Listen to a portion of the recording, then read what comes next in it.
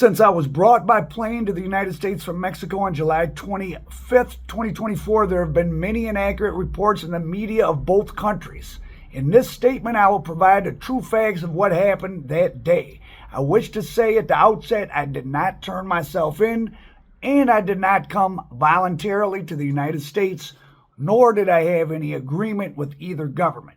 To the contrary, I was kidnapped and brought to the U.S. forcibly. The details of how this happened, as follows. I was asked by Joaquin Guzman Lopez to attend a meeting to help resolve differences among the political leaders in our state. I was aware of an ongoing dispute between Ruben Rocha Moya, governor of Sinaloa, and Hector Quinn Ojeda, the former federal congressman and mayor of Culiacan, over who should lead that institution.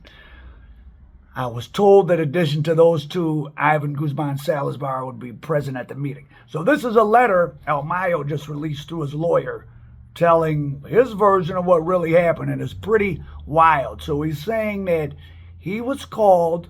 See, this gives insight into just how corrupt it is down there and how intertwined into the government these guys were and are. So he was going to a meeting outside of Culiacan, the capital of Sinaloa, at 11 a.m. to discuss who should be the president of a university. So think about that. Imagine like Big Meech being called to a meeting to discuss who's going to be, the provost of the University of Michigan, right? It's crazy. So that shows that these guys are beyond criminals. They're part of the government.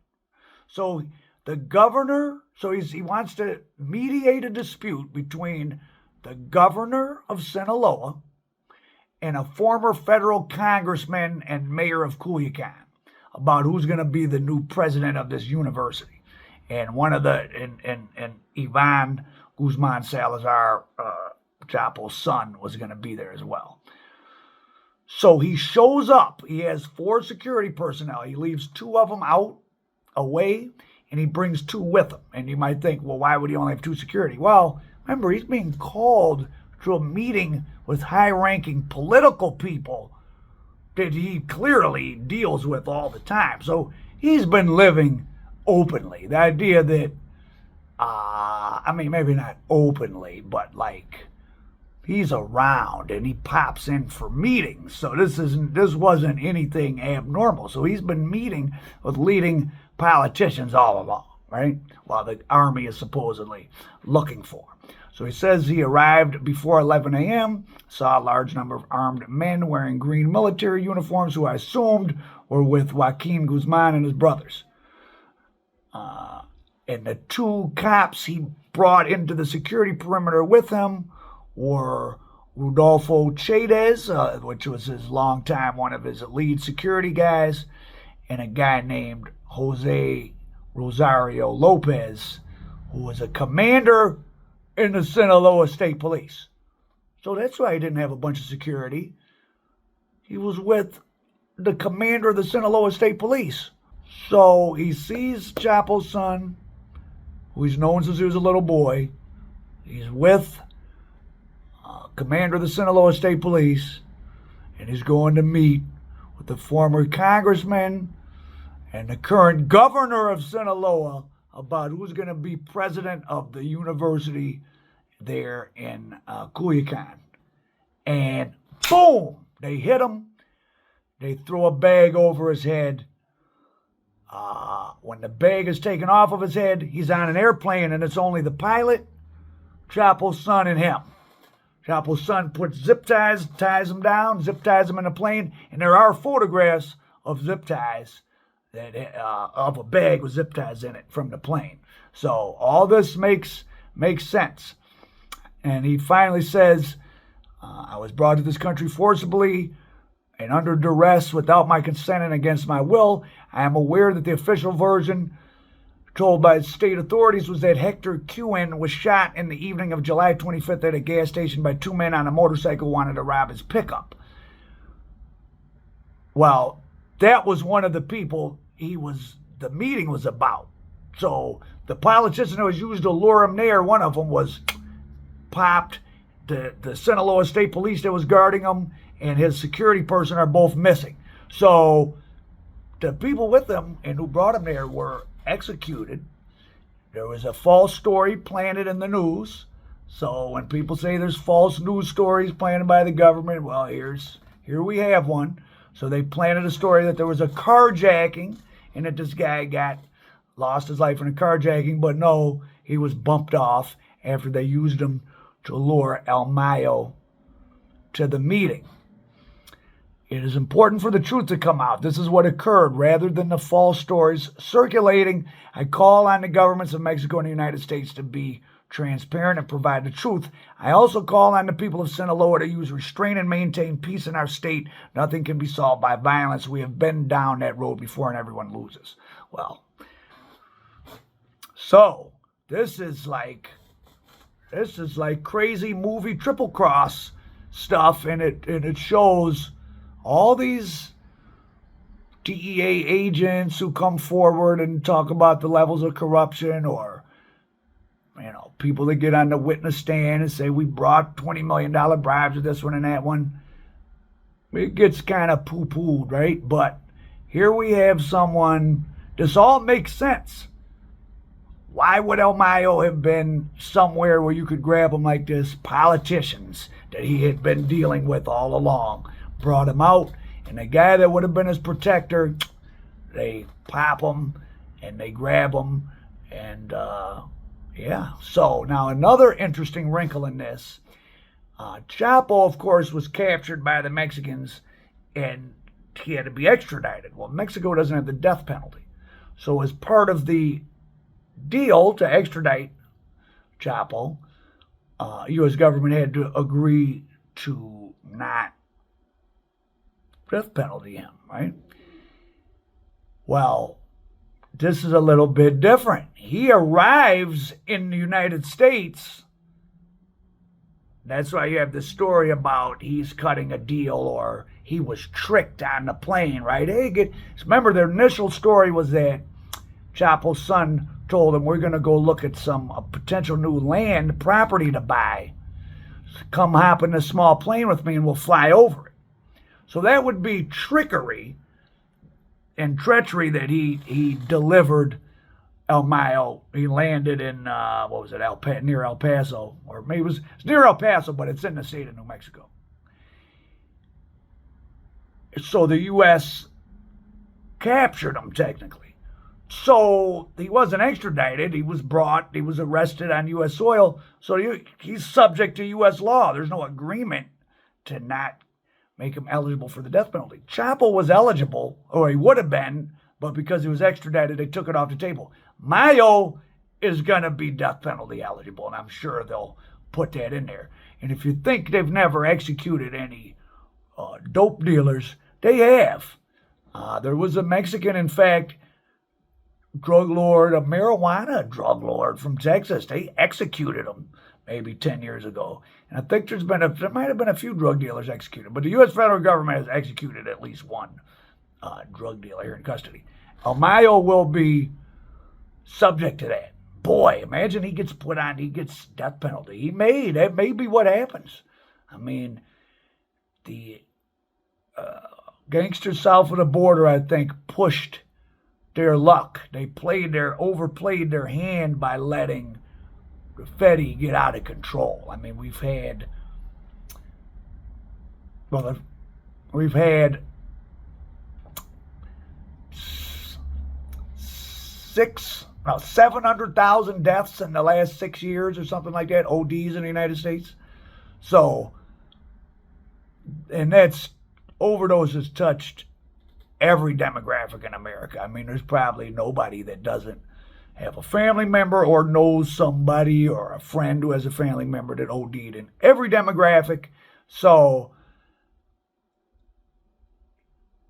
cutting the flow or ending the flow of that particular substance, but also we had 30,000 stimulant ODs last year. I think they overplayed their hand. The U.S. government may be pretty serious about doing this. Interestingly enough, the practice of kidnapping politically protected gangsters from other countries, this has gone on,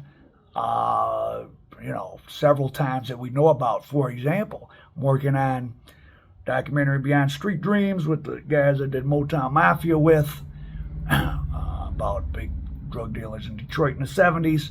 Well, the father, Courtney Brown Sr., when he went to federal prison, he met a black guy from the Bahamas who was politically protected in the early 70s and became a huge drug dealer. And he became such a priority that Kissinger specified an operation against him. He was lured to Puerto Rico. A Mickey was put in his drink, and they tied him up just like El Mayo and delivered him to the U.S., and he had to do time in the U.S. federal prison where he met Courtney Brown Sr. from Detroit, and then when they both got out, they had a Nuco gang conspiracy in the 80s. But so stuff like this goes on, but boy, fascinating, the legal stuff behind it, the fact that Mayo is now going to be death penalty eligible as opposed to Chapo, who was not, because of the Mexican government making them take it off the table. U.S. is one of a relatively small amount of countries that have the death penalty, and we do execute people. So El Mayo has got to be shaking in his boots. He's a guy that's never done any prison time. El Chapo was, his lifestyle was exposed to be pretty hedonistic. He was a guy that, had a bunch of girlfriends and Viagra and porno and gold-plated 45s and got plastic surgery and Botox and, whereas El Mayo was living with his guys like he was known for. He would eat with his troops. I think Jay Flores, one of the Flores twins, who just did that Surviving El Chapo podcast with 50 Cent, when he met him, they were just out at the ranch, and there was like 100 guys out. And lunchtime, Miles said, all right, let's eat. And he sat under a tree and ate bean tacos with everybody else. So I'm sure his people love him. I mean, Chapo, I think, did stuff like that somewhat too. These guys are, they were peasants. But El Mayo has had a 50-year career. He got his start in the Guadalajara cartel in the 70s when that broke apart. He stayed around all through the 80s. And, of course, Chapo's defense in his own trial was that Chapo was the fall guy and El Mayo was the real power. Who knows? I mean, maybe there's a component of truth to that. Now, Ovidio Guzman, the brother of the Chapito that arrived with El Mayo, his name disappeared from the federal prison. Let's see. And the feds said he wasn't released, but that his custody was changing. Well, gee whiz. So definitely the brother made a deal. And it wasn't just the brother, because it didn't sound plausible that Chapo's son was capable of tricking El Mayo somewhere just on his own, right? It was political people. So, of course, the governor of Sinaloa, one of the people El Mayo claims lured him to this meeting, has come out and said he denies this. And the spokesman for former President Lopez Obrador says we want to get to the bottom of this, but Sinaloa is very powerful. We don't want anyone to think we would kidnap their leader. So there's a lot of mitigation, damage control, cop and please, as they call it in the street. The government seems a little scared of retribution from El Mayo's people. This was not a deal or a planned thing by El Mayo, that's for sure. He was known for being a brilliant tactician who could escape other cartels. He could escape rivals. He could escape the military whenever they did try to actually grab him. So probably what's going on in Mexico is like what goes on in all countries with big governments, including the U.S. We throw around the term the government, but there's millions of employees. There's hundreds of different municipal entities, states cities. The Navy might be coming after you while the Army's protecting you, right? There's different power centers. So whoever was against El Mayo was able to outmaneuver those who were protecting him, though it looks like one of El Mayo's protectors lost his life in the process. He says his former congressman and mayor of Culiacan was as part of him being grabbed. So what do you guys think? What's going to happen? Is there going to be fallout for this? I mean, there was already been violence between some of Chapo's sons, Sicarios, and some of El Mayo's, but is this going to amp it up?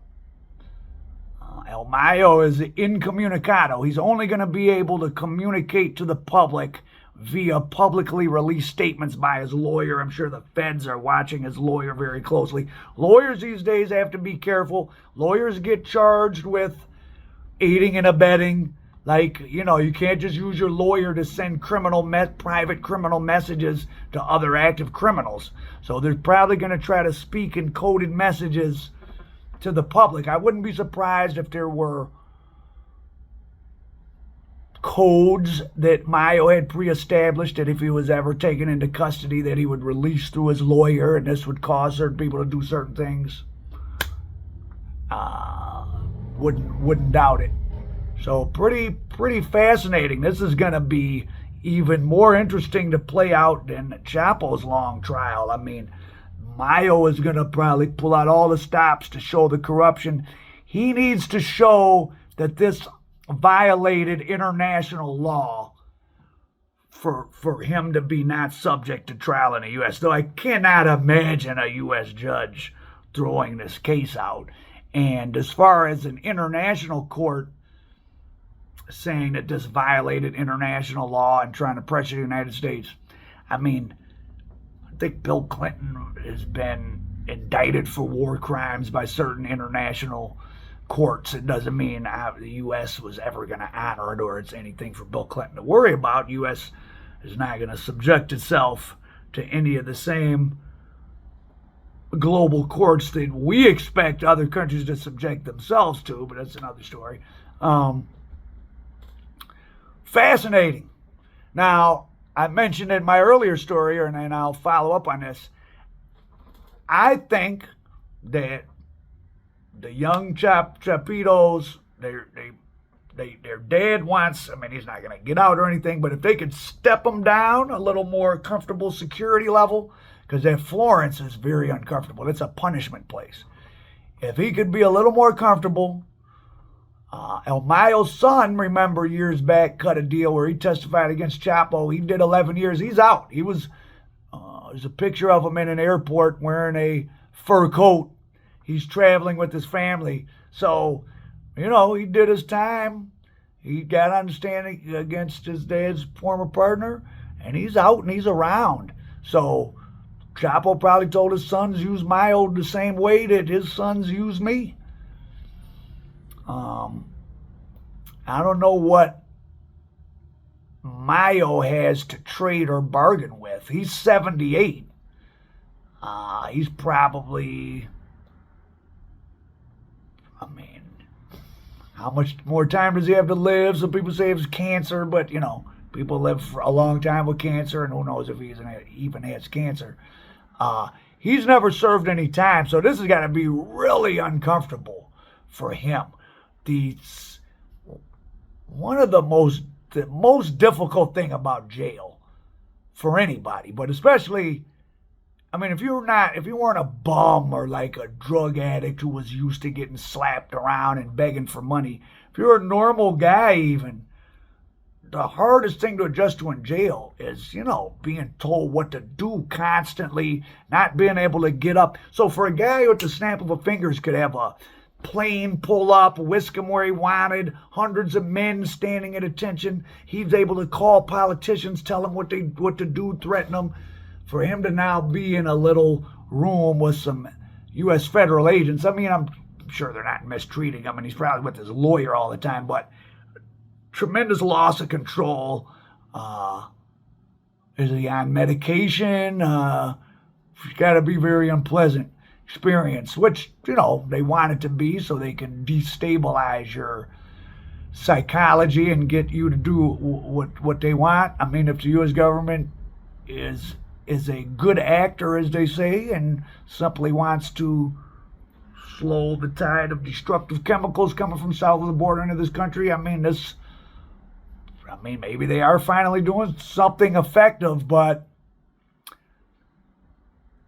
more and more, as I think about how so much of criminal justice, especially in the drug world, is based on cutting deals with informants that are often as bad or worse, right? I mean, they got John Gotti for 5 homicides. Sammy the Bull confessed to 17 or 12 or whatever it was. I mean, what's the calculus of that, right?